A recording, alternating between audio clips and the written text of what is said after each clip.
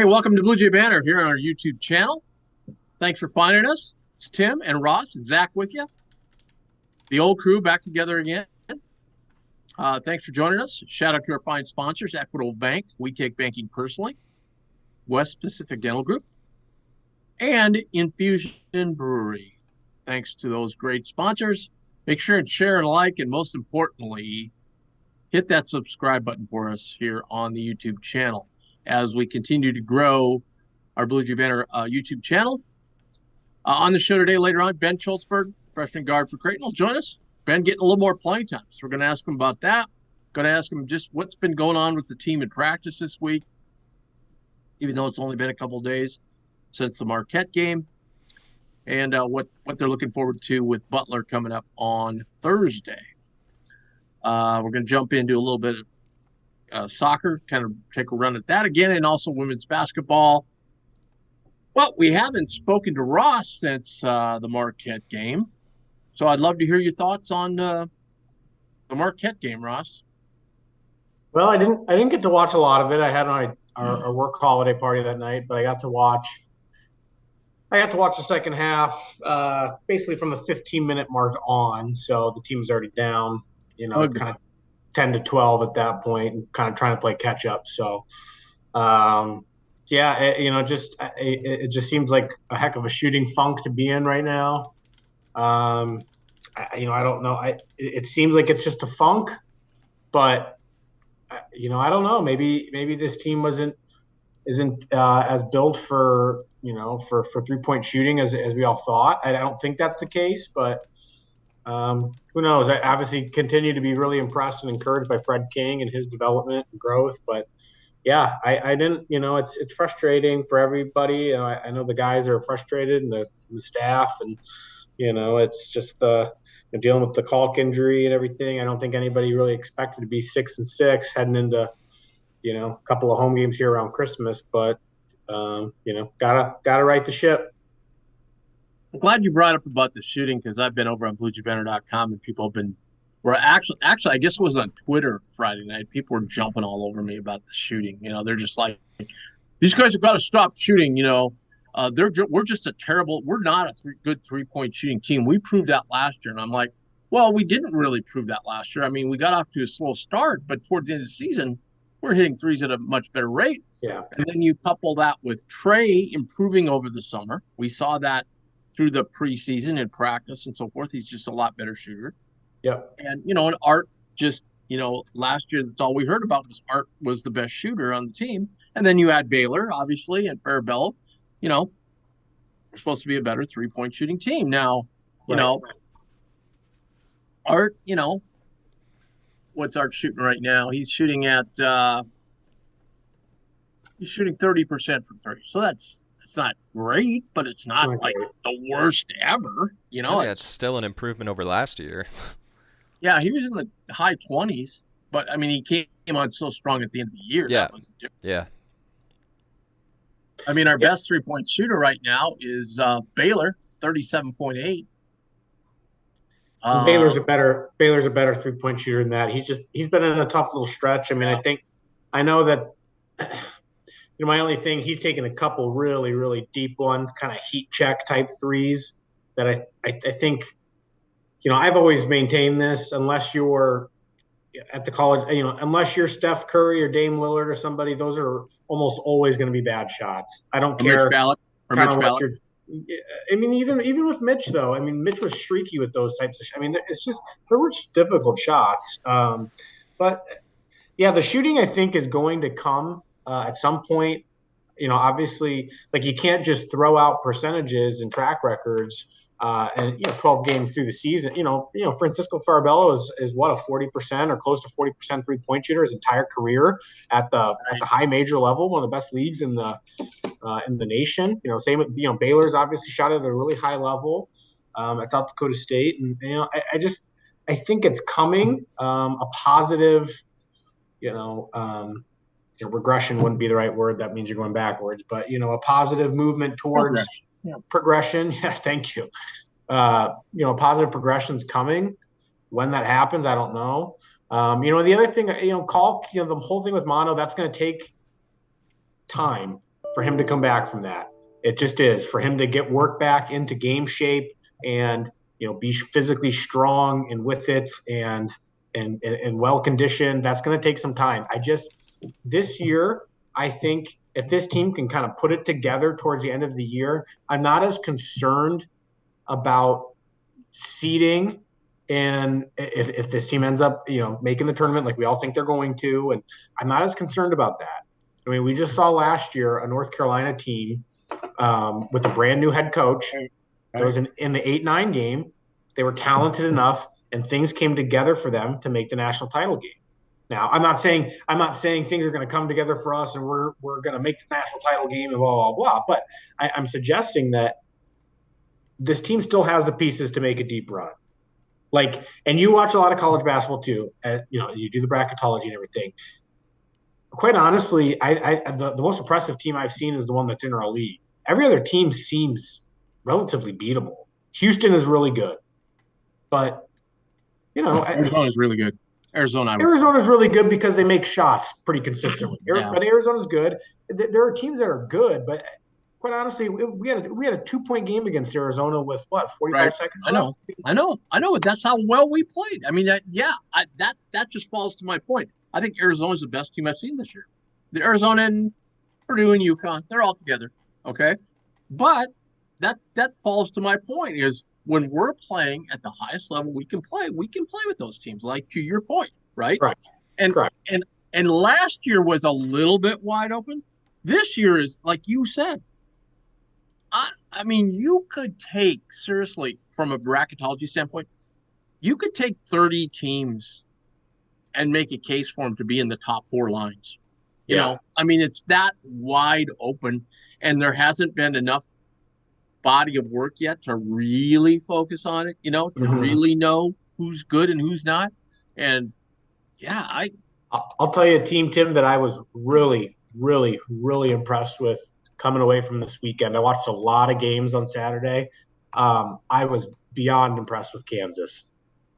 And obviously it's one game, but I thought they had a lot of really, really, really nice pieces and came away very impressed with them. Yeah, I saw him. The most extensive game I've seen him on was against Missouri. Now, Missouri was a little overrated and coming in and defeated. They hadn't played anybody, but still, Kansas was very impressive in that environment. I just want to correct kind of one thing. I said Baylor was our best 3-point shooter. Actually, Trey is actually 1 percentage point higher. He's almost at 40%. He just hasn't shot many lately. But you remember early on, he was hitting them. Yep. Early in the early games. Yep. Trey's gotten better in that regard, and I think Trey. I think everybody wants to talk about something with the team and why they're struggling. I mean, I truly do. Sometimes this is a crazy game. We've had a very, very difficult schedule, very taxing from a travel standpoint. Okay, I'm not trying to make excuses for them, all that, but I mean, listen, they've just had really inconsistent shooting splits. Sometimes the game is literally like that simple. Now, Nebraska outplayed them. They did. Okay. But most of these other games, I mean, gosh, it really just comes down to shooting. I mean, truly. Come down to last possession. They come down to the last minute. Look at all those Marquette, games. It sounds like other than Marquette. It sounds like Marquette outplayed them for the majority of the game. The score wasn't as close as the game was. It was Marquette's a good team. Yeah. For those that have watched Marquette, they're a good team. They have a lot of really nice pieces. Yeah. We might have, and like I told people, Ross, we might have lost that game at full strength, rested up for a week. You know what I mean? I mean, that's a tough place to win a game. It is. It is. So when you look at it, I'm glad somebody else is in my corner here. Zach is, I know, because he's been vocal about it, but you are too. I mean, you look like I was just listening. I was just out running an errand. I heard John Bishop and Josh Peterson talking about it, and they were just like, well, yeah, but the BYU and Arizona, I mean, Arizona State's a top 25 team, and we lost by 2 points at a neutral site. Like, flip a coin. We could have won that game, And like they mentioned, last year we were 9-3 in close games. Arizona State tend to flip around a little bit, right? Yep. No, I'm with you. I mean, Arizona State smoked San Diego last night. I mean, you go look at Arizona State's profile on KenPom. They have the 17th best defense in the country. Okay. The strength of schedule. Looks like they're about 112 on Yeah, strength they don't of have a very schedule. good strength of schedule because they've only played It's really okay, though, but Tim, it's not bad. I mean, God, this is a team that beat Michigan by 25. Now, Michigan's just looked pretty inconsistent, but Colorado's looked okay. They beat Colorado at Colorado. This is not a bad basketball team. It's really not. right. BYU, their resume is a little bizarre, They just beat Utah.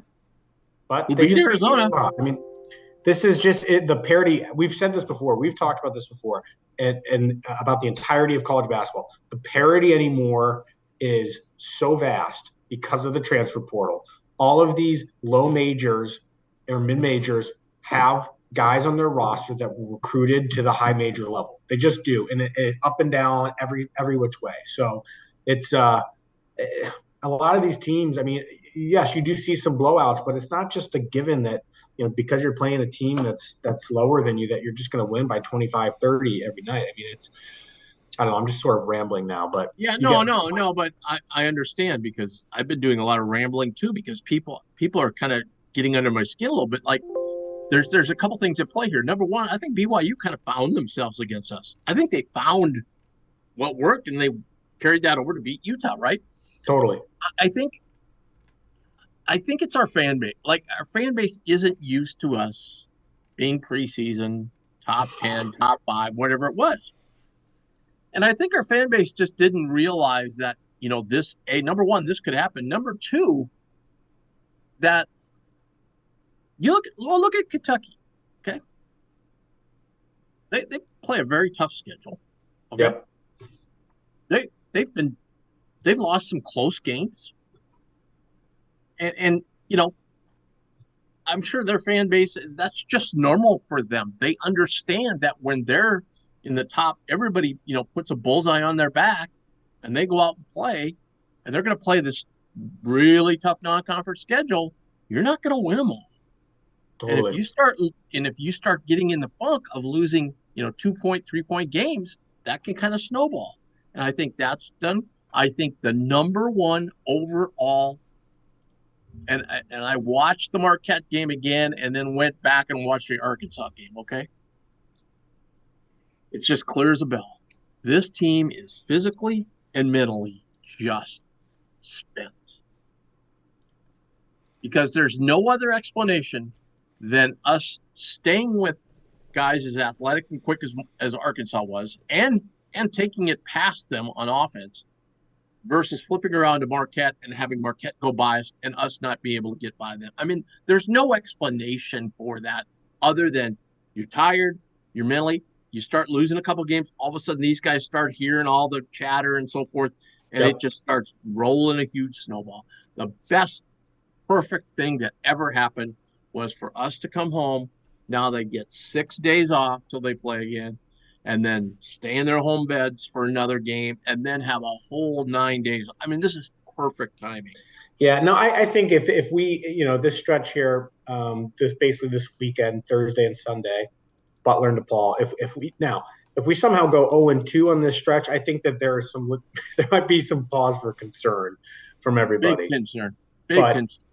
I don't foresee that happening now. Butler's got some nice pieces. They're much better this year than they have been the past couple of years. And they battled a lot of injuries over the past couple of years under LeVar Jordan, but it'll be really good for this team to get home. If they could, it would do so much for their confidence as a team if they can really string together a game where they shoot 40+% from three. I mean, gosh, it would just do wonders for them. And so you would think that some positive progression, 3-point shooting wise, is going to have to happen at some point here, and I hope it happens this weekend. And it's, again, I want to get back to, everybody thinks they're shooting 20%. We've got guys in the high 30s. We just got to get them all going at the same time. You know what I mean? Like, yeah, everybody hits 1 out of 3. It doesn't look nearly. No, I agree. I think the inconsistency from game to game, like, has there really been a game this year? Okay, so the 3 sophomores that everybody and their brother was just ready to claim All-Americans almost before the season. So Ryan, Trey, Arthur, all very touted recruits, very talented players, had great freshman seasons, turned some heads. has there been one game this year where all three of them have played really well? It seems like one of them will play fantastic. The other ones kind of, have a middling or don't have such a great game. I mean, it seems like that's been the case for most of, at least the big games. I want to say Trey, best game I remember Trey having was Arizona. He hit some shots there, just like, wow, The best games, couple games that Nemhard had were Arkansas and Texas, and those were games where Kaluma struggled against Arkansas and Trey struggled against Texas. So I don't know. Right. We'll and see then, where things go from here. Kaluma had the great game against BYU, but then he fouled out. So it was just like one thing. It's like everything bad, the little things bad that can happen. One thing I did notice on the film of watching the Marquette game again, and Ross, I'd like to get your take on this. Baylor seems to be more and more and more falling in love with taking a guy, guarding him, and taking him into the paint and trying to back him down.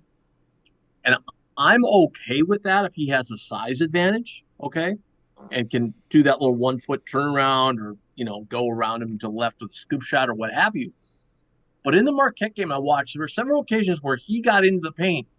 Everybody else just stood around. There was no movement because they were like, okay, we're not sure. We haven't really worked at this. We're not sure what he's going to do here. And then he gets there, and then he picks up his dribble. And I'm with you.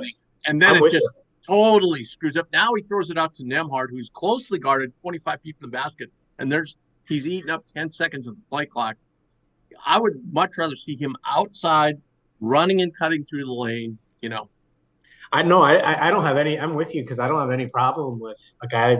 Baylor's obviously got good size for a guard. I don't have any problem with him backing guys down and kind of getting into that paint. Obviously the Villanova guards have made a living off of that over the past number of years. But the difference is they're moving really well off the ball. They're setting flare screens. They're setting back screens. They're cutting down the middle of the paint. I mean, it doesn't work so well when everybody's just kind of standing there on the 3-point line and waiting. Is he just going to, try and take his guy and get to the rim and try and get fouled? And it doesn't work near as well. It's not nearly as efficient.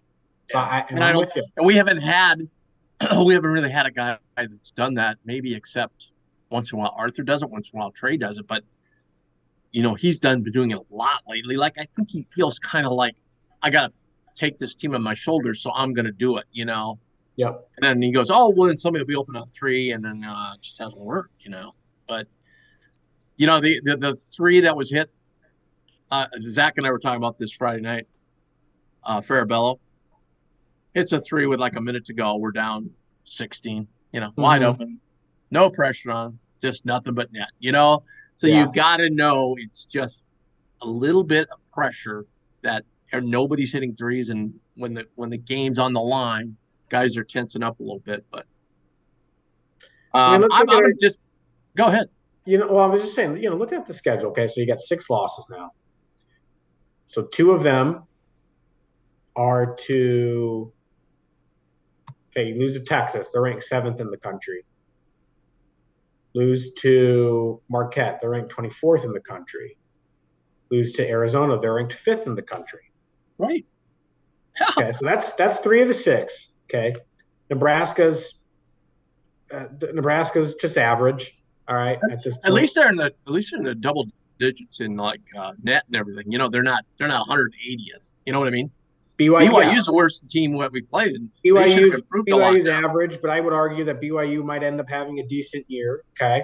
So those 2. Oh, and then the other one I forgot, and then Arizona State's ranked 25th. Yeah. So did we include Arkansas there? Well, Arkansas we beat. I was just doing along. Arkansas we beat. Yeah, who's ranked, nope, that's my mistake. That's my mistake. But show me a team in the country who's gone on the road or neutral, whatever, I don't care, and played that kind of a schedule. Nobody has. Nobody. Yep. Well, they've played 12 games with only 5 home games. Yeah. Which is kind of ridiculous. Yeah, strength of schedule right now on KenPom 13th. Yeah, exactly. Exactly. And I would still argue that that's low. That's going to go a long way when you get into February. Okay. Michigan State's only going to get better. Michigan State's number 1. Michigan State has played a tough schedule. The only high majors ahead of us are Michigan State. I consider Gonzaga a high major. Michigan State, Gonzaga, and Alabama. That's it. Yeah. So Gonzaga has had well, they don't play too many home games. They have a lot of neutrals usually. But Alabama's speaking of Gonzaga, how about Gonzaga, Alabama regulation? There's 190 points scored. The final score was 190 in regulation the other day. That's pretty. Well, Timberwolves scored 150 last night. I understand that's the pro NBA basketball, but that's still a lot. But I'm saying it's rare at the college level. Yeah. Especially a game between two arguably top 10 teams for that much scoring to be done. You'd expect it from Gonzaga, but 40 minutes. You expect Alabama to be usually they're more like a long athletic program, aren't they? Yeah, they are, but they play up and down, and a lot of shot making. Anyways, that's off topic, but no worries. Hey, I want to mention our sponsors, Equitable Bank. We take bank personally with Bank Bluejay Banter. Check them out. 2 great area locations. Doug Nugard, President Equitable Bank, big Jays fan, so make them be your bank of choice. Also, West Pacific Dental Group, my doctor, Dr. Robert Hogan, does a fantastic job. Their entire staff make you feel so comfortable and look out for your entire dental care. So check them out as well. And then Infusion Brewery, my goodness, you got to check out all the great line of beer products they have. Ross, I don't know, did I tell you I went to the Crescent Moon the other night? My wife and I did.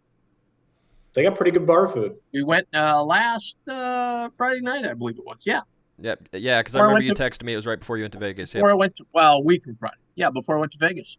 So we went out there, had great food, watched the soccer game there. It was awesome. What a run by soccer. I watched the soccer game. Gave it a great run. Obviously, I think Syracuse ended up winning, didn't they? They won it in penalty shootout, kicks. yeah. Yes. Yeah. Think about how close we were. I know. Close we were to a national title. Congrats to Johnny, and he's an all-time. For those that don't know him, he's an all-time good guy. What a season, and hopefully they can continue to build off of that, and hopefully he keeps that thing humming. Yeah, and you know, Ross, watching that soccer game, I don't know. I'm like, again, we're not soccer experts, but Syracuse had the ball in their end for like 20 minutes in a row, and I was talking with Marcus Blossom, who was out there. I was talking to him in Vegas, and he's like, yeah. He goes, I was just sitting there going, Jesus, something's going to happen here. You know, somebody's going to make a misplay, or they're going to make a great play, or whatever. We got to get that ball down the other end. And sure enough, that's what happened. And they got an easy goal to give them the lead with 4 minutes to go. And, Tim, did you watch the World Cup final yesterday? I did not. Oh, just riveting. Oh, yeah, I heard it was riveting. I'm sure it was great. I'm sure it was one of the best. Everybody says it. I'm sure it was. I'm not a soccer guy. It was as good of a game as I've watched in a long time. Yeah, I'll second what Ross is saying. I was actually watching the NFL Network. So there we go. It was earlier in the morning, wasn't it? I think it was before any NFL game started. Yeah. Oh no, Fox went right up to noon with their coverage. So anyway, down. Sorry I missed it. I was still a little. I was still a little crazy over my team with the greatest comeback of all team. Heck of a comeback. Yeah, if you were lucky enough to take their money line when they were down 33-0, it was plus 10,000. Yes, so, Zach happens to know somebody who laid some money on that. I do. I guess it was someone my friend. It wasn't my friend. It was someone my friend was out with.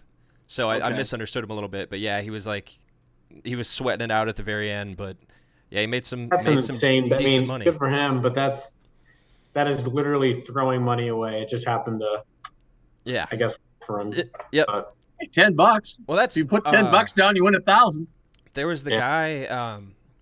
He had like a 10. What is it called? I don't remember. It was a parlay, like 10-leg parlay. And the final thing he had to get to hit it was France winning the World Cup, but the night before he cashed it out for like $250,000. Oh, I saw that guy. Yeah. Yep. because I saw somebody on Twitter has a Twitter account where he hangs around sports books and just talks to guys. Yeah. And he ended up talking to that guy. Yeah. And this guy told him the whole story and said, "Yeah, I decided to cash out for like 280 or 260 or whatever." It'd be crazy not to, honestly. Well, the casinos are loving you to do that because they don't want. What was the initial bet? What did he outlay? Yeah, 10-leg parlay. I think it was $26. It's like $26. And what were the other? Why did it pay out that huge? What were the other legs? They were all like championships. It was like Astros to win, Golden State to win. Gotcha. I can't remember all of them, but I know those ones for sure. And then the last one was France. He had some big odds. He had some teams where he bet the money line and they were huge underdogs and they won. Yeah. So yeah. So what we want to get to this women's basketball. As somebody tweeted out the other day, the best basketball team in the state, had a heartbreaking loss to Arkansas the other day at home, number 21 Arkansas. I saw that. And tonight they go on the road. We're going to get Plan on, obviously, but he's on the road. Tomorrow night, I should say. They're on the road, take on number 2 Stanford. So, potentially, a chance for the biggest win in Creighton women's history. What is Stanford ranked? Number 2. Number 2. Oh, number 2. Yeah. I would argue biggest win in any basketball program at Creighton's history.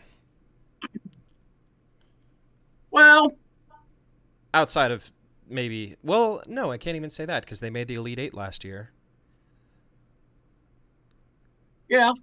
Big win. Yeah. I mean, we've had some pretty big wins, though. Yeah. I mean, they weren't ranked that high at the time, but we did beat a team who then went on to not lose another game and win the national title. We did. That happened a couple times. That was probably our biggest. Yeah.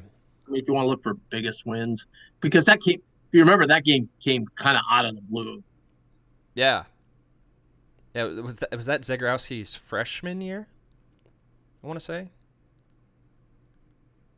Or is that, am I too early? Villanova. Sophomore year. That was a sophomore year? No, sophomore year got hurt, right? Yes. Sophomore year got hurt at the end of the year, right? Yeah, well, I mean, yeah. But that was 2020. That was the COVID year. Right. So that would have been, you're right. That would have been his freshman year. Freshman year? Okay. Yeah, that makes sense. Yeah. I'm trying to do the math in my head. Right. Tim, have you been watching a lot of other leagues and teams and? Well, I did go down and watch the end of the San Francisco New Mexico game. Great game. Awesome game. USF is really good again. You know who's good? So is New Mexico. Jamal Mashburn Jr. He's a stud. Really, really good. I mean, he took over the end of the game. They could not stop him. And Jamal Mashburn was there. So he had 2 NBA pretty decent players in the NBA, Jamal Mashburn and Mike Miller, both there in the arena at the same time. Oh, there we go. And, of course, Richie Pitino was there. Richie Pitino, who then beat his dad. New Mexico's undefeated. Yeah. I mean, beat his dad. As people say, it's better when New Mexico is good, right? I mean, just they haven't been good for quite a while. It's good if you watch a game at the Pit. It's phenomenal atmosphere. So I'm glad that they're good. I'm glad it'll be great when, say, San Diego State comes in there. That'll be a huge one. Can't miss game. Yep. Can't miss game. No, to your question, I really haven't, just because I've been traveling a lot. Mm-hmm. I've been going to Maui and then going to Vegas, and so watch football in Vegas. Didn't watch a lot of basketball. There was a huge contingent of Indiana fans still sticking around from their game with Arizona on Saturday. Stuck around to watch the finals of the soccer. They had the sports book put on the game like in one TV, like in the middle, and they were just all gathered around there going nuts. Indiana. Yeah, it was Syracuse versus Indiana. Yep. Men's soccer national championship. Yeah. Oh. Saturday they played at the MGM, and then Arizona and Indiana. there were tons of Indiana people in our hotel. Wait, Arizona and Indiana. You're talking about 2 Saturdays ago. Right. Vegas. Okay. Yeah. Right. Yeah. Okay. We could go Saturday. Yeah. Right. Why right. did I think? Okay, gotcha. But that was crazy. Like they had so many spots on press row at our game reserved for NBA scouts, and nobody was sitting there. But a bunch of them came over after the game was over. And I wanted to talk to. There was a bunch of them. Our second game against Arizona State, there was still a bunch of scouts there. And they were they had like a press room and a room where people who sat courtside, like Rass was in there, where they had free food and stuff. So yeah, there were guys mingling around in there. And I was going to go up to a couple of them and just kind of feel them out for some of the Creighton guys. But then, they disbanded really quick and I couldn't do it. But, it's kind of like when I hit up Matt Doherty that time. And then he's like, okay, I can't talk about specific players. Matt Doherty, that's a name I haven't heard in a long time. Yeah. He was at CHI one time, and then we grabbed him on our Bluejay Banter show the next Monday and had him talk just in general about some of the players. And he couldn't. Oh, I know what it was. He couldn't say who he was scouting for. That's what it was. Okay. Scouts also aren't allowed to attend any high school games. NBA scouts. You're not allowed to attend any high school games? Yeah. I didn't realize that. Yeah, because they can't. Because they can't look at it can't be, they can't be viewed as like scouting players who aren't in college yet. Makes sense. Learned that from one-time assistant Chicago Bulls GM Brian Hagan. So, thanks, Brian.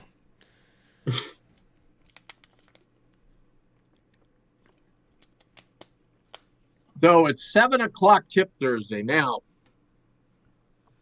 Zach, give him the weather report. Bad. Yeah, I'm not a weather person. I'm not a weather person. That's what I've heard. That's what I've surmised. Not good. You never know though. Like sometimes the weather people try and build up these storms like bigger than they are. So I don't know. It's I think a it's safety going to depend concern on too. Like at first I heard we weren't going to get much snow out of this. It was just going to be a wind. Yeah, cold. And that's what really I heard at first as well. Now some people are saying we're supposed to get like 4 inches on Wednesday, and then that's going to all blow around and be crazy on Thursday. I don't know. We're going with some friends to the game, and I told my wife, I go, yeah, we might have to make alternate plans. But we'll see. Yeah, I was glad I didn't work that 7:00 tip against Butler. Ross, I wasn't. I watched some of that UConn game the other night. I wasn't all that impressed with Butler. Yeah, I would. They're definitely better than last year. I mean, they've got a couple of pieces.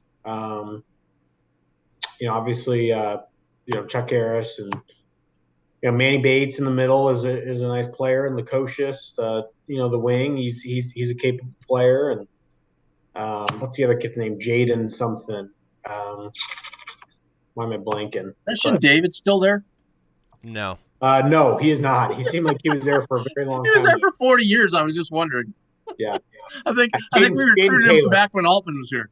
Yeah, Jaden Taylor is who I was looking for. So they've got some okay Chuck guys. He's a good player. I've always liked Chuck. Yeah, obviously, looking at their Ken Palm profile, I mean they're pretty stout defensively. They've got a good offense and very capable shot makers. This is their losses here are to they lost obviously the other night at home to UConn. They lost in Atlanta to NC State. They got smoked by Tennessee down there as well. They lost on the road at Penn State. So their losses are teams that are good teams that are probably tournament teams. They've beaten Kansas State. They beat Yale, who's a good team at the low major level. So they're not anybody to overlook by any stretch of the imagination. All right, it's time for our guest. Joining us now is What's the one, up, the only. guys? How's everyone going? How you doing, buddy? I'm doing great. We had a good day today, so good. Oh, Yeah, So how is what? the camera better, like this or like this? I'm sorry. No. Just like that. That's awesome right there. That's Is that great. good? We can see your cool Nike jacket. And Yeah, everything. is that your first winter coat? Yeah, actually.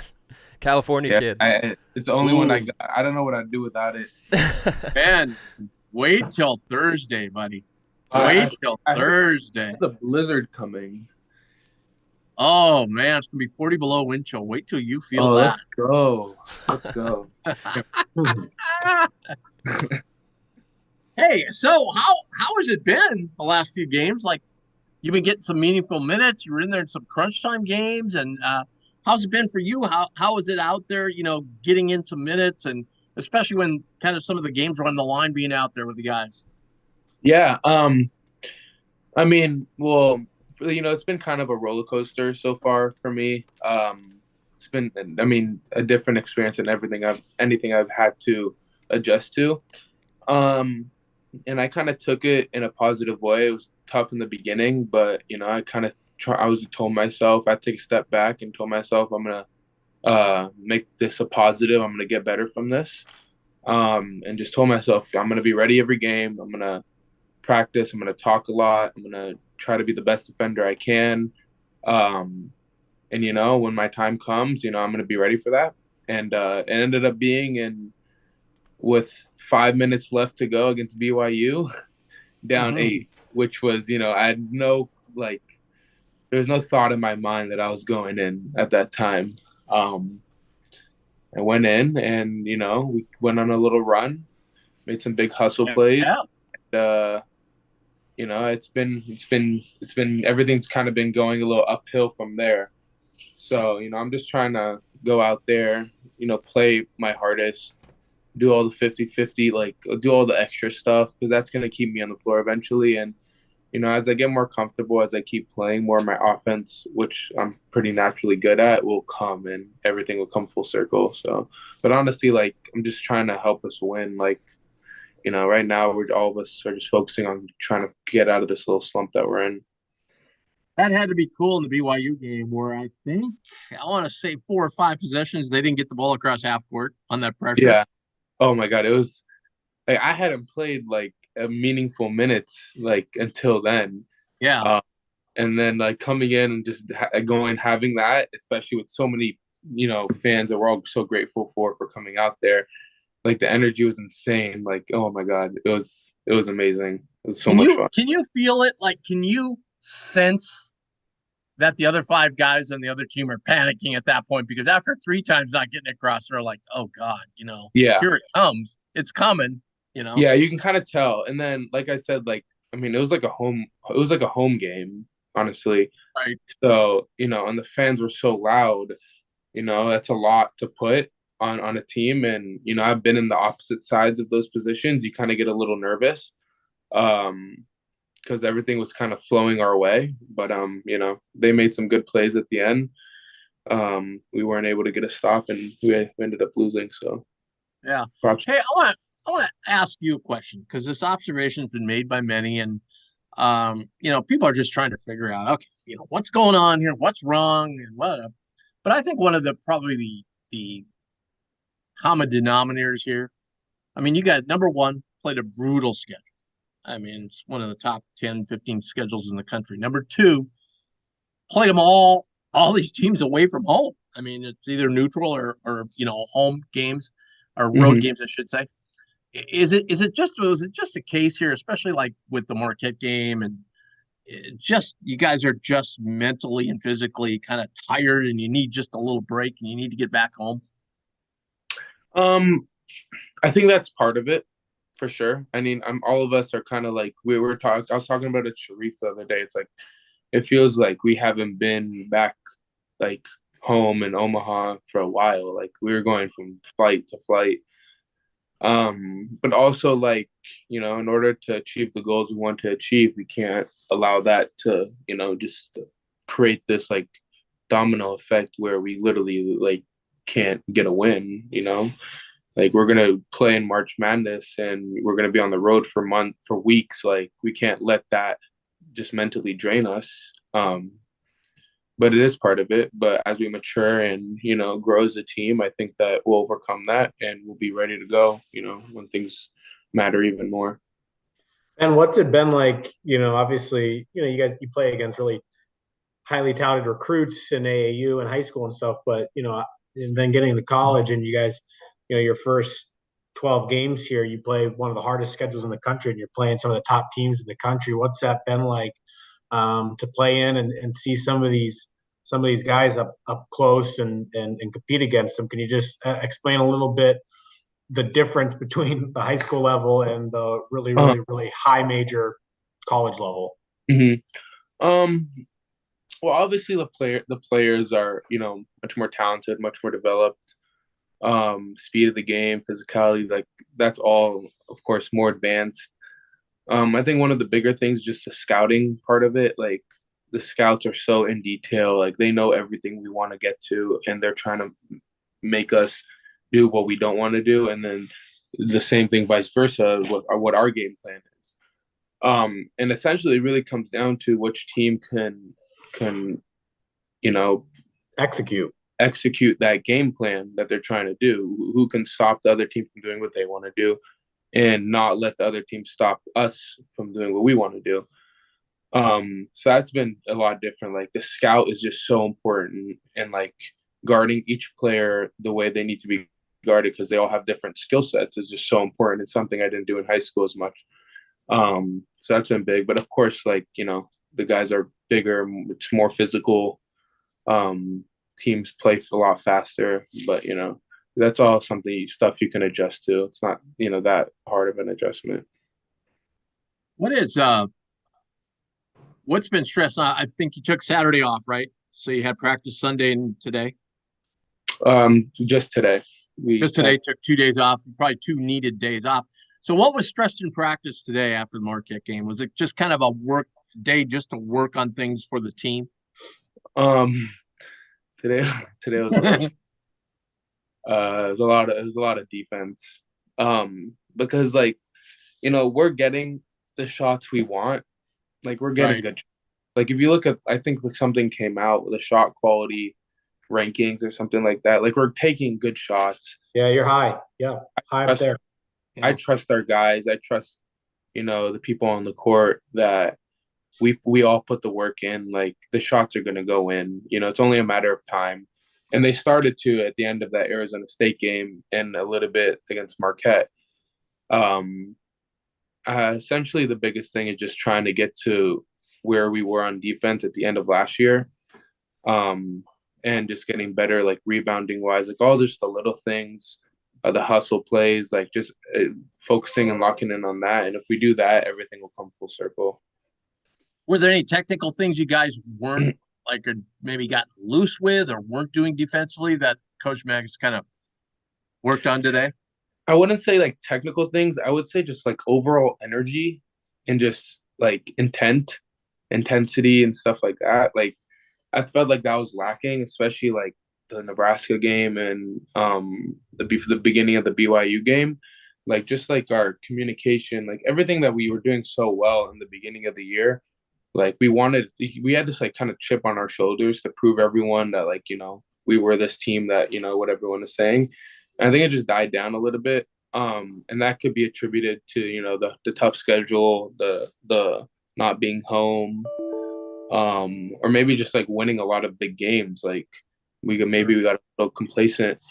We're definitely humbled now and we're ready to go on a win streak. So is it frustrating for you, a really good shooter, when you're sitting on the bench, and I'm sure this permeates through the whole team, when you got a wide open look and they're just not going, and you're like, okay, if I get out there, I'm gonna get a wide open look, I'm gonna hit, and then you miss it, and then the next guy misses, and it just does it kind of just snowball? Like it's like, or do you start to maybe rush the shots a little bit more?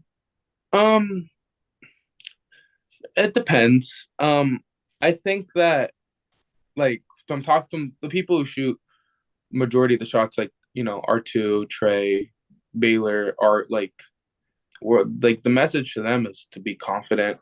Whenever they get in the game, like we we have faith in them and the work that they put in, that they're going to go in and hit shots. And I know guys like, even guys who are struggling a little bit, like Bello shooting the ball, like we're all telling him, you have to keep shooting. Like they're going to go in, if I get in, I'm going to be confident and be aggressive and play my game, but, we can't go away from what's made us, what's going to be good. Like we still have to have faith in our ability.